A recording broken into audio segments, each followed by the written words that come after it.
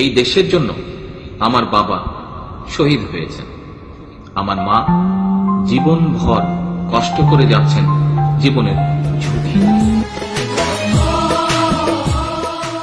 আমার এই দেশের অসহায় ও অধিকারবিহীন জনগণকে ছেড়ে আমি কোথাও যাব না। মরতে হলে এদেশের পবিত্র মাটিতেই মরব।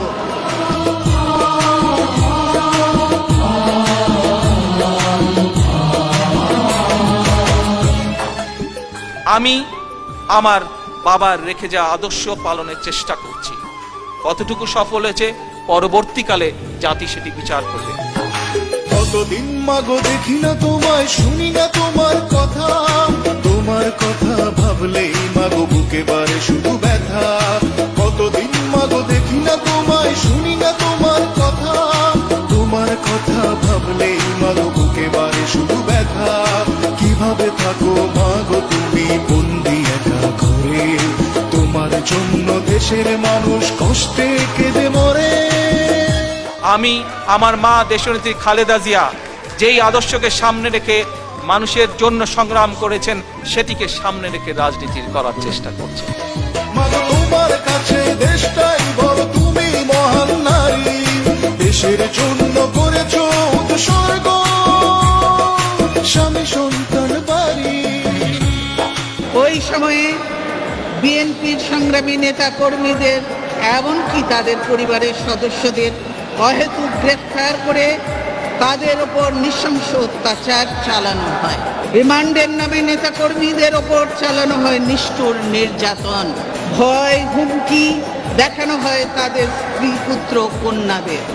আমার ছেলেদের জিম্মি করে আমাকে জোর করে কয়েকবার বিদেশে পাঠানোর চেষ্টা করেছিল।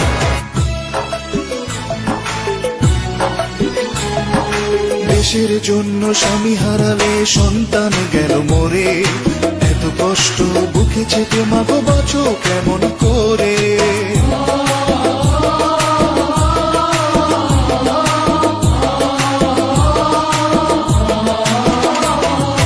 তোমার জন্য মন কাঁদে মাগো বুকেতে হাহাকার, বুঝবে সেজন আমার ব্যথা মা কাছে নেই যার। তোমায় মুক্তি দিয়ে যদি মা আমায় দিত ফাঁসি, ফাঁসির মঞ্চে যেতাম মাগো হেসে সুখের হাসি। মঈনুদ্দিন ফখরুদ্দিন তো আমার কাছেও এসেছিল, আমি তো তাদের ডাকে সাড়া দেইনি, আমাকেও ক্ষমতার কথা বলেছিল। আমি বলেছি তোমাদের বৈধতা তোমরা পেতে পারো না, সেজন্য আমি তাদের সঙ্গে রাজি না হতে তারা হাসিনাকে ক্ষমতায় বসায়। মাগো তোমার কাছে দেশটাই বড়, তুমি মহান নারী, দেশের জন্য করেছো উৎসর্গ, স্বামী সন্তান বাড়ি।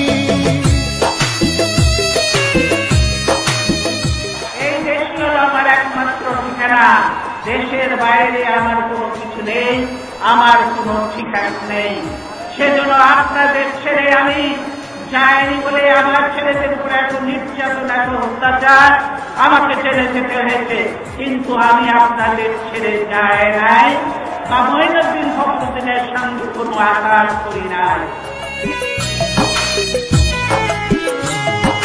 দিনের পরে মাস পেরোলো, বছর এলো ঘুরে, তবুও মাগো তোমার দেখা পেলাম না তো ফিরে।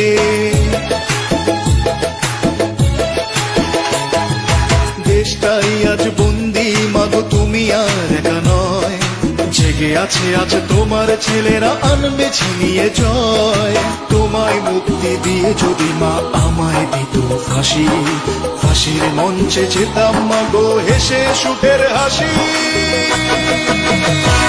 মাগো তোমার কাছে দেশটাই বড়, তুমি মহান নারী, দেশের জন্য করেছো উৎসর্গ, স্বামী সন্তান বাড়ি।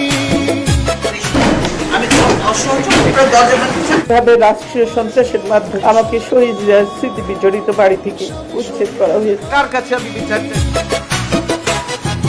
কতদিন মাগো দেখি না তোমায়, শুনি না তোমার কথা, তোমার কথা ভাবলেই মাগো বুকে বারে শুধু ব্যথা। কতদিন মাগো দেখি না তোমায়, শুনি না তোমার কথা, তোমার কথা ভাবলেই মাগো বুকে বারে শুধু ব্যথা।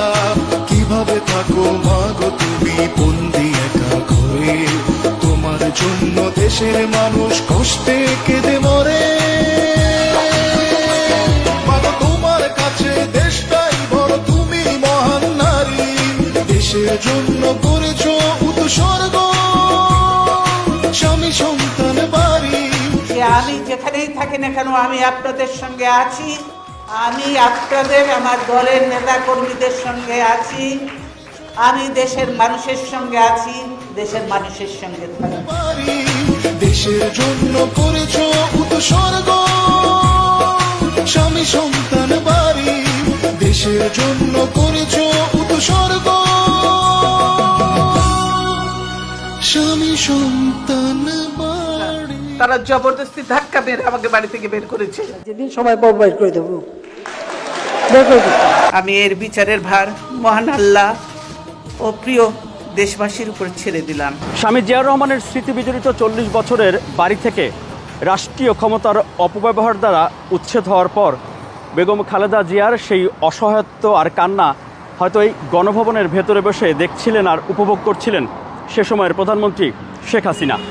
কিন্তু 14 বছরের মাথায় ছাত্র নাগরিকদের অভ্যুত্থানে জনরোষ থেকে রক্ষা পেতে এই গণভবন থেকে অর্থাৎ নিজের বাসভবন থেকেই শুধু পালিয়ে যাননি, দেশ ছেড়েই পালিয়ে যান শেখ হাসিনা।